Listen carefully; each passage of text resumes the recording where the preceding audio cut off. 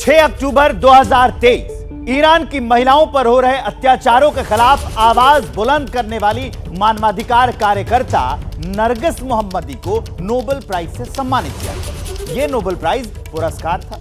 इसके एक दिन बाद 7 अक्टूबर को ईरान ने इसके ठीक उलट वो काम कर दिया जिससे अब तक सैकड़ों जाने जा चुकी।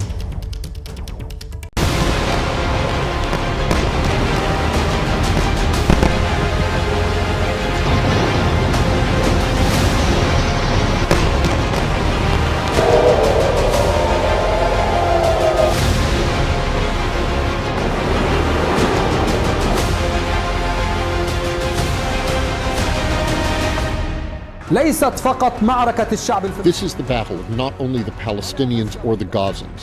It is the battle of all the Arab and Muslim nations, simply for the reason that it is the battle for Palestine. It is the battle for Jerusalem. It is the battle for the Al-Aqsa Mosque. Israel और फिलिस्तीन के बीच बड़ी जंग छिड़ी हुई है और इस जंग के बीच ये बयान काफी अहम है क्योंकि ये बयान दिया है हमास के पॉलिटिकल ब्यूरो चीफ इस्माइल हानिया ने, जिसने इस लड़ाई को धर्म युद्ध का नाम दे दिया है और सभी मुस्लिम देशों की लड़ाई बता दिया है। अभेद्य माने जाने वाले इजराइल पर शनिवार सुबह फिलिस्तीनी संगठन हमास ने ताबड़तोड़ अटैक किए। यह हाल के सालों में इजराइल पर सबसे बड़ा हमला है। हमास ने इस अटैक को ऑपरेशन अल अक्सा फ्लड नाम दिया, जिसमें 5000 से ज्यादा रॉकेट दागे गए, जिसमें सैकड़ों की मौत और हजारों लोग घायल हो गए। युद्ध की तस्वीरें अपने दफ्तर में देखने के बाद हमास वाले सिर्फ खुशी नहीं हुए, इजराइल पर अटैक करने की खुशी में झूमने लगे, सजदे करने लगे।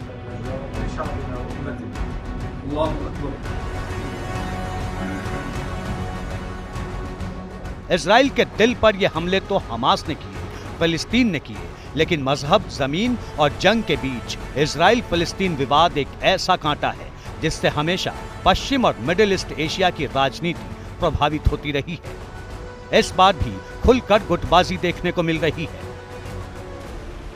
इजराइल में जंग का दूसरा मोर्चा खुलने के बाद दुनिया दो खेमों में बंट गई है। एक तरफ अमेरिका, ब्रिटेन, फ्रांस जैसे वीटो पावर वाले देश हैं जिनका साथ दे रहा है युद्ध से प्रभावित यूक्रेन, तो दूसरे खेमे ने फिलिस्तीन को खुला समर्थन दिया है। फिलिस्तीनी हमास के इजराइल पर हमले से अरब मुल्कों की मुश्किलें बढ़ गई हैं, खासतौर पर सऊदी अरब की, जो दुश्मन देश के साथ संबंध सुधारने में जुटा है। हमास के अटैक के बाद बिना देरी किए सऊदी किंगडम ने शांति बनाए रखने की अपील की। 57 देशों के मुस्लिम संगठन OIC ने भी इस हमले पर प्रतिक्रिया नहीं दी है, जहां सऊदी का दबदबा है। इसके उलट ईरान ने फिलिस्तीन को सीधा समर्थन दे दिया। लड़ाकों के इजराइल में घुसने के लिए हमास को बधाई दी। ऐसे में सवाल लाजमी है कि ईरान फिलिस्तीन का साथ खुलकर क्यों दे रहा है। ईरान का फिलिस्तीन को साथ देने का, हमास को साथ देने का, हिजबुल्लाह को साथ देने का मेन कारण है उनकी इजराइल से दुश्मनी। और इजराइल भी इस चीज़ को जानता अच्छी तरह से, और ईरान नहीं चाहता है कि इजराइल शांति से बैठे, और इजराइल भी नहीं चाहता कि ईरान इतना ताकतवर हो। यही कारण है कि एक तरह से प्रॉक्सी वॉर कर रहे हैं। ईरान इनको सपोर्ट देकर इनको इजराइल से लड़वा रहा है। इसी साल मार्च में दावा किया गया था कि ईरान परमाणु बम बनाने के बेहद करीब पहुंच चुका है। चौंकाने वाला यह दावा ईरान के टॉप ऑफिसर के साथ यूएन एजेंसी IAEA तक ने किया था। तब यह दावा किया जा रहा था कि ईरान सिर्फ 12 दिनों में एटम बम तैयार कर सकता है, और तो और ईरान परमाणु बम बनाने के साजो सामान भी जुटा चुका है। ईरान पहले से ही चोरी छिपे एटम बम बनाने के लिए बदनाम है। यही वजह है कि ईरान के न्यूक्लियर प्रोग्राम पर अमेरिका ने कड़े प्रतिबंध लगाए थे। सवाल है, क्या तबाही का सामान बनाने में ईरान जुट गया है? ईरान ने एटमी जंग की तैयारी शुरू कर दी है, जिसके दम पर अमेरिका और इजराइल जैसे देशों को वो सीधी चुनौती देने जा रहा है। ईरान बहुत सालों से न्यूक्लियर प्रोग्राम में काम कर रहा है, और 2015 में जब ट्रम्प ने डील को वापस लिया था तब इन्होंने दोबारा से काम चालू कर दिया था और अब भी काफ़ी तेज़ी से काम करें। खबर यह है कि वो तकरीबन 83% प्लूटोनियम को एनरिच करने में सफल हो गए।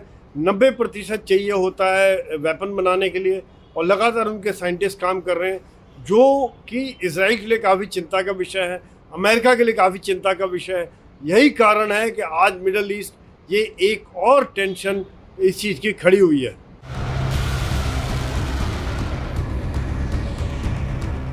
इतना ही नहीं, 3 अक्टूबर को ईरान ने अपने हमलावर ड्रोन की एक बड़ी ड्रिल की। ये ड्रोन ईरान की बड़ी ताकत है, ईरान के अचूक हमले का सबसे खतरनाक हथियार है।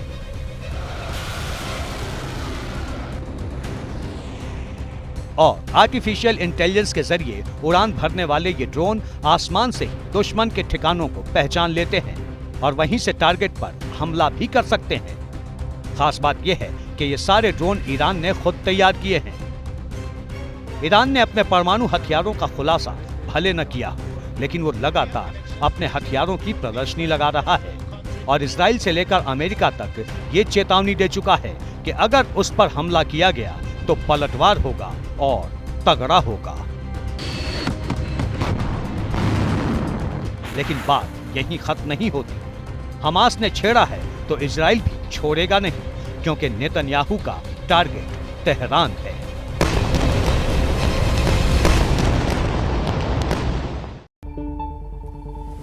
इजराइल और हमास आतंकियों के बीच छिड़ी इस लड़ाई की भयावह तस्वीरें सामने आ रही हैं। शहर शहर मलबे में तब्दील हो रहे हैं, गलियां रक्त रंजित हो रही हैं। महायुद्ध में सैकड़ों लोगों की मौत हो चुकी है। इजराइल और हमास के खिलाफ लड़ाई जमीन और आसमान दोनों जगह से जारी है। लेकिन इन सभी से हमारे देश पर क्या असर पड़ने वाला है, भारत इस युद्ध में किसकी तरफ है, यह सवाल अगर आपके मन में होगा तो यह रिपोर्ट देखिए।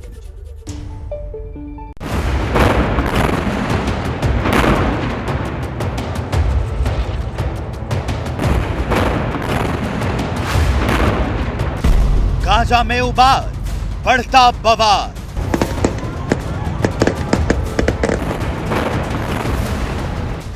इजराइल या फिलिस्तीन, भारत किसकी तरफ?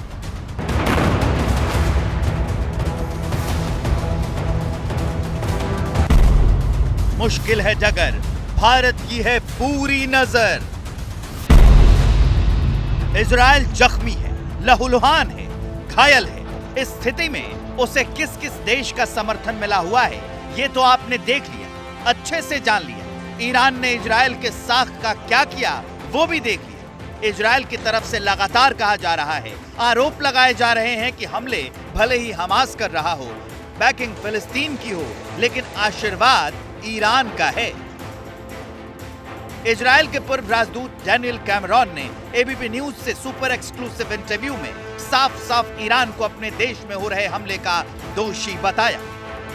Without Iran, there is no Hamas. Iran finances, Iran trains, Iran gives the general idea. Iran is always on the background of what Hamas does.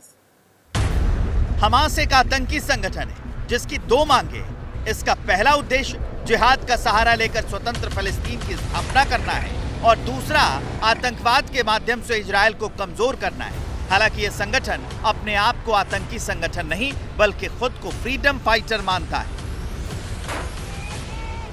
Israel पर हमले की शुरुआत हमास ने ही की, जिसके बाद दुनिया साफ तौर पर दो गुटों में बंट गई है। भारत ने अभी तक अपना रुख साफ नहीं किया है। भारत हमेशा से फिलिस्तीन को तमाम मंचों पर समर्थन करता आया है। 1970 के दशक में भारत ने पीएलओ और उसके नेता यासिर अराफात का समर्थन किया था। इसके अलावा 1975 में भारत ने पीएलओ को मान्यता दी थी, जो ऐसा करने वाला पहला गैर अरब देश था। भारत ने 1988 में फिलिस्तीन को एक देश के रूप में औपचारिक तौर पर मान्यता प्रदान की थी। साल 1996 में भारत ने फिलिस्तीन राष्ट्रीय प्राधिकरण की स्थापना के बाद गाजा में अपना रिप्रेजेंटेटिव ऑफिस भी खोला था, जो 2003 में रामल्लाह में शिफ्ट कर दिया गया। नई दिल्ली में फिलिस्तीनी दूतावास भवन का शिलान्यास अक्टूबर 2008 में अपनी भारत यात्रा के दौरान खुद फिलिस्तीनी राष्ट्रपति महमूद अब्बास ने की थी। हालांकि फिलिस्तीन में भारत कभी भी हमास का समर्थन नहीं कर रहा है। हमास गाजा में फतह सरकार के समांतर सरकार चलाता है और गाजा की भौगोलिक स्थिति कई मायनों में महत्वपूर्ण है। इजराइल के उत्तर में लेबनान, पूर्व में सीरिया और जॉर्डन, दक्षिण में मिस्र और पश्चिम की सीमा गाजा और भूमध्य सागर से मिलती है। फिलिस्तीन दो भागों में बटा हुआ है। पहला भाग जो भूमध्य सागर के तट पर स्थित है उसका नाम गाजा है और दूसरा भाग जो पश्चिम में जॉर्डन से सटा है उसका नाम वेस्ट बैंक है। गाजा पर हमास का कब्जा है और वेस्ट बैंक पर फतह का कब्जा है। हमास और ईरान पर अमेरिका समेत पश्चिमी देशों का आरोप है कि हमास की आड़ में ईरान अपनी उंगली सीधी करने की कोशिश में लगा है। सवाल है कि भारत का इजरायल को समर्थन देने का क्या मतलब है? इससे भारत की विदेश नीति पर क्या प्रभाव पड़ेगा? क्या मोदी के इस बयान से अरब देश नाराज हो जाएंगे? क्या भारत का India middle east Europe economic corridor खटाई में पड़ जाएगा? हमास के साथ कौन खड़े हैं? पाकिस्तान, यमन, इजराइल, तालिबान, यानी कि जितने भी दुनिया में आतंक के देश हैं वो खड़े हुए हैं। और भारत ने खुलकर इजराइल का साथ दिया है, क्योंकि भारत की लड़ाई हमेशा आतंकवाद के साथ है। दुनिया के हर फोरम में, हर प्लेटफॉर्म में भारत ने एक बार नहीं अनेकों बार बोला है कि सभी देशों को मिलकर आतंक के खिलाफ लड़ाई लड़नी है। और यही कारण है कि आज भारत ने साफ कह दिया कि इजराइल की कठिन घड़ी में हम इजराइल के साथ हैं। दूसरी तरफ भारत के प्रधानमंत्री नरेंद्र मोदी और इजरायली प्रधानमंत्री बेंजामिन नेतन्याहू की दोस्ती भी मशहूर है। शनिवार को हमले के बाद पीएम मोदी ने ट्वीट किया। फिलिस्तीन के संगठन हमास की ओर से किए गए रॉकेट हमले को पीएम नरेंद्र मोदी ने आतंकी हमला करार दिया। भारत ने 1950 में इजरायल को मान्यता दी थी और भारत ने कई मौकों पर इजरायल का साथ दिया है। हालांकि 1992 से पहले भारत के इजरायल के साथ कूटनीतिक संबंध नहीं थे। 1992 में पहली बार भारत ने इजरायल के साथ अपने कूटनीतिक संबंधों की शुरुआत की थी। साल 2015 में यूएनएचआरसी इजरायल के खिलाफ एक प्रस्ताव लेकर आया था। इस प्रस्ताव में गाजा क्षेत्र में इजरायल के मानवाधिकारों के उल्लंघन की जांच करना शामिल था, लेकिन भारत ने इजरायल के खिलाफ प्रस्ताव पर मतदान नहीं किया था। ऐसे ही जून 2019 में भारत ने संयुक्त राष्ट्र आर्थिक और सामाजिक परिषद में इजरायल की ओर से पेश किए गए एक डिसीजन के पक्ष में वोट किया था, जिसमें एक फिलिस्तीनी गैर सरकारी संगठन को सलाहकार का दर्जा देने पर आपत्ति जताई गई थी। इजराइल और फिलिस्तीनी मुद्दे पर भारत का हमेशा से एक न्यूट्रल स्टैंड रहा है, क्योंकि हमारी दोस्ती मिडिल ईस्ट के देशों के साथ भी है, फिलिस्तीन के साथ भी है, इजराइल के साथ भी है। लेकिन अभी जो हमला हुआ है, हमास ने जिस तरह से हमला किया है, क्योंकि हमास एक मिलिटेंट ऑर्गेनाइजेशन है, तो भारत आतंकवाद के खिलाफ है और भारत ने इसमें इजराइल के साथ खुलकर खड़ा हुआ है और कहा है कि इस कठिन घड़ी में हम इजराइल के साथ हैं।